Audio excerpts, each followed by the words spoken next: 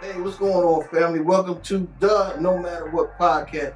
We here at the ESPM Hair Zone on 5929 Girard Avenue, which is our sponsor. We always come in and get tight and get right, baby. So look, I got a special guest today. We ain't going to do the normal, drug and alcohol. We're going to talk about how we get this podcast popping and motivated up to the next level, right? So I booked one of my homies on here, long time Conrad, homie, buddy, friend, Absolutely. little brother, Absolutely. EA. Yeah, dog, I'm in the building. First of all, no, keep it traditional. Keep your same format and break down that because a lot of us need that reminder of that we're all uh digressing from it ain't gotta just be drugs. It ain't gotta just be alcohol. Because food is a drug.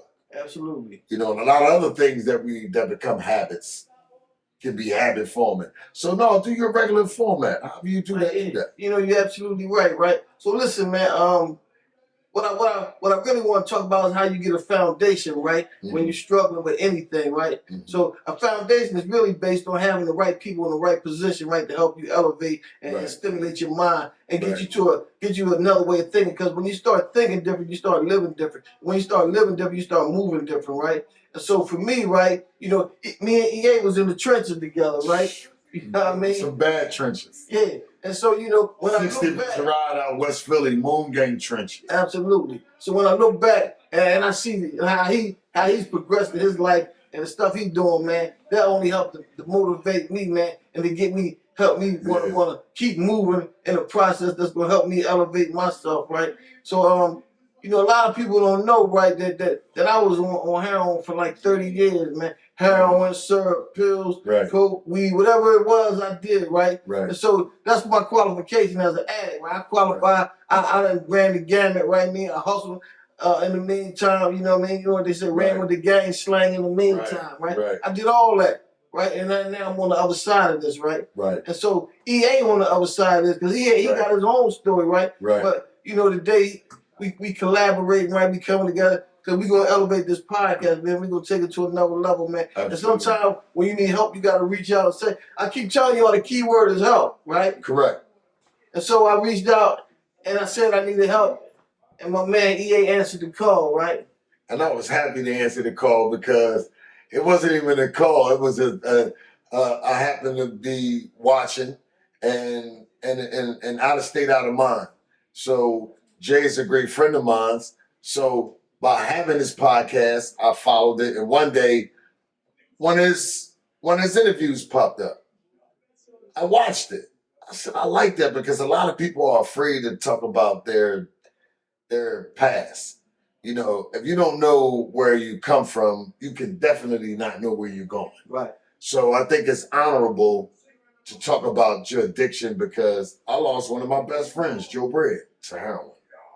And it was a tough fight to watch my brother go to struggle and just having empirical knowledge, which means experience, of doing one of the executive producers of Philly Uncut. Part 1, part 2, and part 3 on Tubi, Amazon, Hulu, all that good stuff.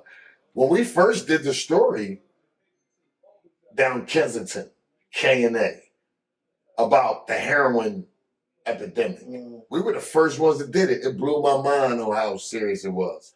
So I think that was good to touch on where you've been at because where you at now is what matters. And I want to ask you a serious question. What made you not want to actually do heroin anymore, specifically? It wasn't hard. I'm and let me be honest, right? I'm gonna be honest. Listen, I love getting high, right? But I didn't love what came with it, man. So the last time I actually got high, right, I was in a car accident, right? And I hit this car and I seen this baby fly from the back seat. Oh my God. And at that moment, right, I'm talking about that moment, and in the midst of trying to hide the dope that I had on me, the paraphernalia, right? Because the police was right there.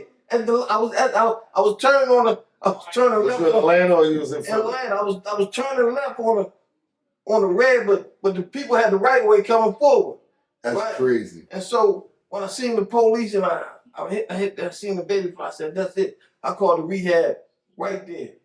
I called because I already been pondering, right? Getting clean. So you called the rehab right after you hit somebody. Yeah. So you was thinking of jail. So what happened? I had called the rehab, right? And they asked me, say you got emergency That's not funny contact. though, but go ahead. They said you got emergency contact. And I said, yeah. So I gave my mom number. My mom called the next day, told me, what's going on? You all right? So I Wow. called them back and cussed them out. Said, you don't ever call my mom. I got to break this to she a certain age. I got to break this to her a certain way, right? I said, I ain't never coming there. And look, they flew me to California that Sunday. This was on Thursday, man. Thursday night. Wow, wow. Yeah. And I ain't looked back since, man. How long has it been? So it's been 3 years, 4 months, and 26 days. Salute that, man. I want to salute that, man. That's a big flex. Yeah. That's a huge big flex. That really is, man. Thank you, man. And I think the number one key to anything is being conscious. Yeah. And I know, like, I learned this slogan because when I first went upstate in about 93, I never forget they was making us take these drug and alcohol programs. Like, why I gotta take them? I sold drugs. They was like, because the addiction is the same. You was addicted to the money. Right. They was addicted to getting The high. lifestyle. The lifestyle is the same thing. It's an addiction is an addiction. And I just had a conversation with my mom, right? And I was telling her that, and I probably didn't tell them the right way, but I said, them jokers that you had around me, man, they influenced me. Maybe I didn't see them getting high, but I saw their movement, how they was dressing, how they was manipulating, right? They was old gangsters, right? So I wanted to be a gangster, but I didn't know that by hidden behind all that was that dope, right? Because I still was moving like I was an addict. So but I just ain't pick up behavior. yet. Wow, that's strong you say that because we advocate that now to a lot of our communities about learned behavior. Be careful who you hang around, Right. and be careful who you watch. And adults, you give your children them iPads because look and see what they watching. Some of them cartoons ain't cool. See, look and watch what you bringing in your house, the influences that you got coming in and out your house, man, around your children, right? Because they're gonna have a real impact. The uncle, whoever giving them $5, $10, you know what I mean? They looking at him and say, "Oh, I want to be fly like him."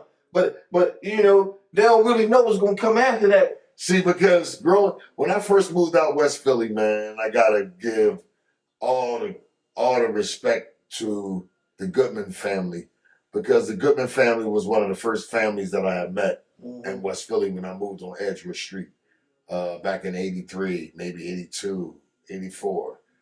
AKA the Tucks, they all the same. The Tucks, the Goodmans. Yeah. I say Goodmans specifically because when I met Jamal, Akil, Bea, Taji, Miss Basima, and Buffy, the whole family. Right. Well, those individuals, and rest in peace, Grandma, I forgot her name.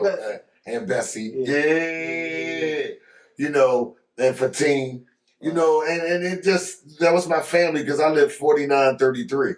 493 Edgewood. Yeah. I think that was my address, 493 Edgewood. Lot went down on E Block. Yeah, lot went down on E Block because, see, and for me, it was a different experience moving from uptown. Right. Because I didn't have no family at that time. You talk about the 80s now, all my family bring it up to 2025. Like they're born and raised out West Philly. Now they in their 20s, 30s. They're West Philadelphians, whether they're on the south side or the north side. Right.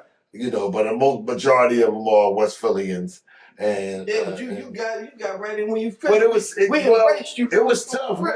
No, it was kind of tough, man. But a couple individuals. Yeah, it was tough. But Akil is the one that showed me, introduced me to a lot of people. Because me and Akil used to roam the streets. Right.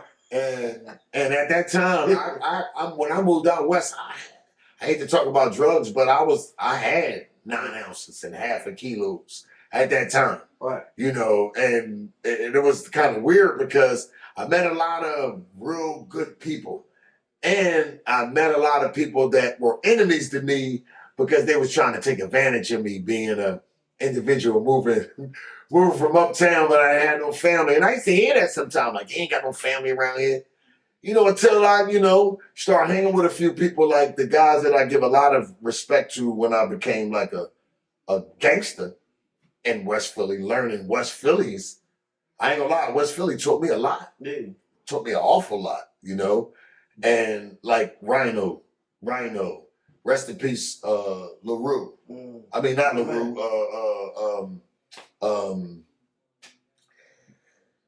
Hook. You know what I'm saying? Captain. Yeah, you know, like Reg, like Ryan Reg. I met him.